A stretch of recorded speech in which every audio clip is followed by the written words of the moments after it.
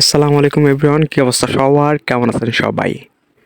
আজকে আপনাদের দেখাবো লোটন কবুতরের বাজি। প্রায় 3 মাস আগে আমি 3টি লোটন কবুতরের বাচ্চা কিনি। তো ওর ওর ভিতরে একটা কবুতর মারা গিয়েছে আর একটা হারিয়ে গেছে, আর এইটা এখন আমার কাছে আছে।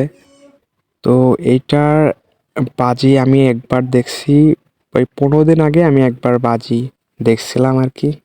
তো আজকে আপনাদের বাজি দেখাবো এবং আমিও দেখবো যে কেমন বাজি দেয়।